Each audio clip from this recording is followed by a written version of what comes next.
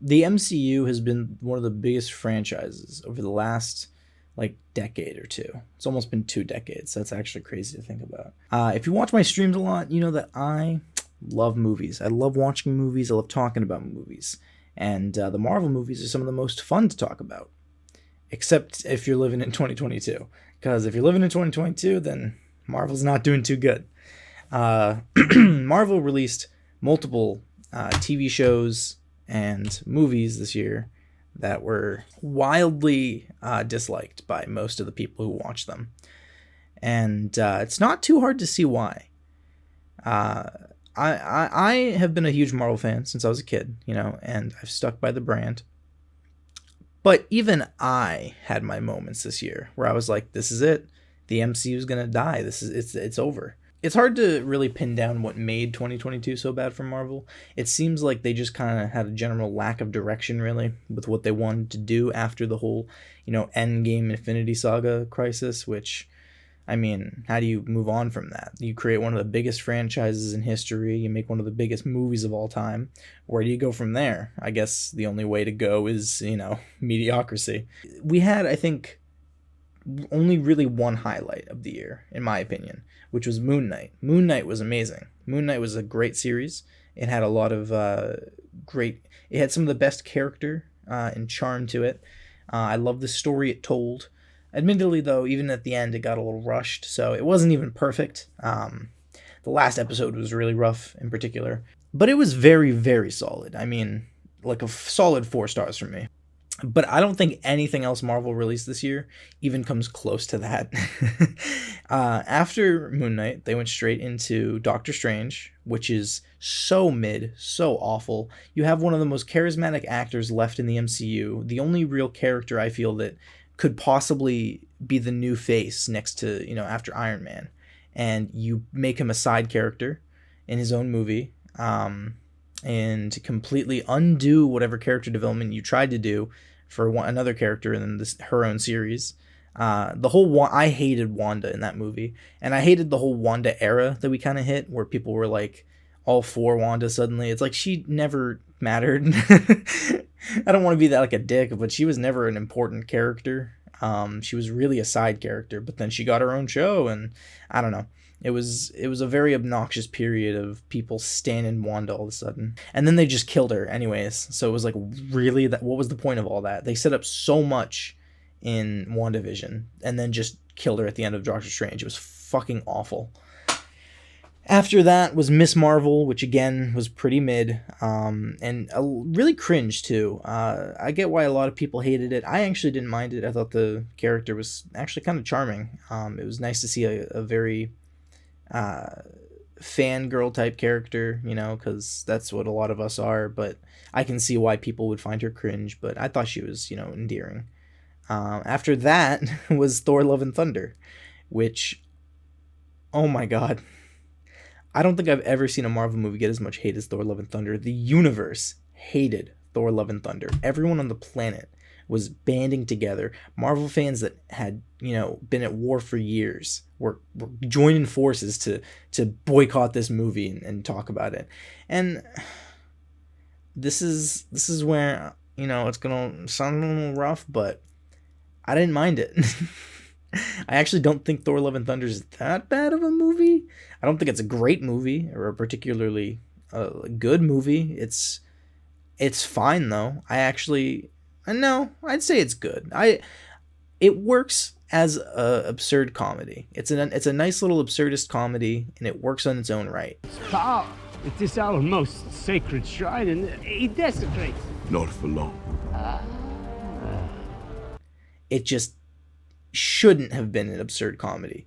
The weird thing about Thor Love and Thunder is that it's the one Marvel movie to break that usual Marvel formula in terms of its structure and everything. And it was the one Marvel movie that shouldn't have broken the formula. In fact, that's why people hate it so much. They introduced such an interesting concept for a villain. Just this evil, menacing bastard, played by Christian Bale, and then do absolutely nothing with him. Nothing. And he's in like 3-4 scenes. That's it.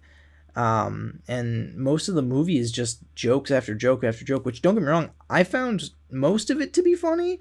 I think that the Chris Hemsworth stuff is very funny. I think he's a very funny actor, and he's just naturally with that kind of comedy, and it worked really well. But then stuff like the screaming goats or the stupid Jane Foster catchphrase jokes, those are fucking awful.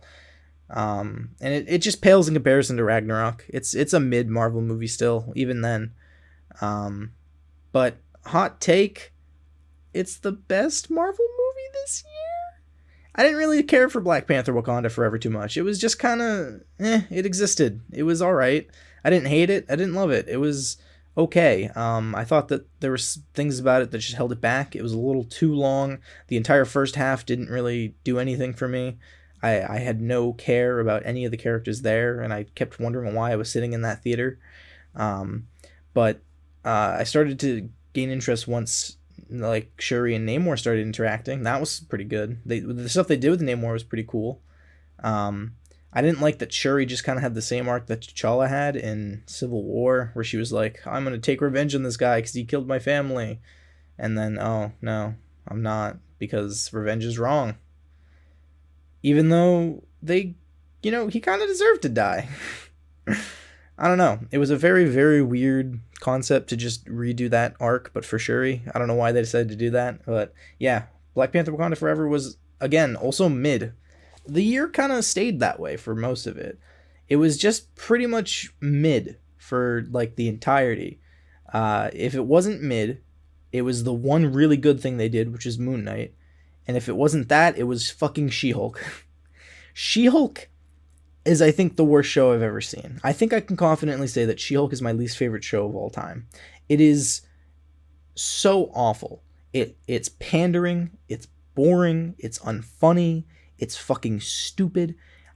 They literally, in the last episode, try and negate all hate on the show as, they hate me because I'm a strong, independent woman. And no, we don't hate you because you're a strong, independent woman. We hate you because you're unfunny. And you literally mansplained Bruce Banner on controlling his anger. That doesn't sit right with me.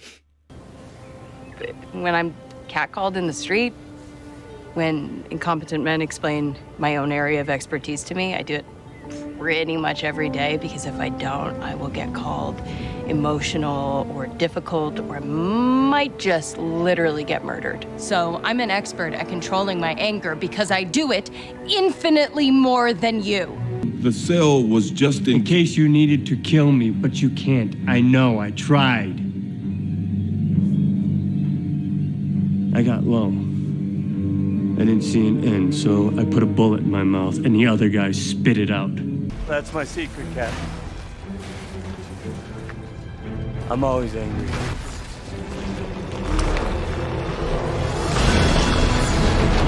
Because I do it infinitely more than you. It's a abysmal show. I think it's like the worst thing Marvel has ever done. I think it's worse than The Amazing Spider-Man 2, worse than Howard the Duck. It's god awful. And I think that it's kind of beautiful in a way that most of the entire fan base can come together and agree on the fact that She-Hulk is utter garbage.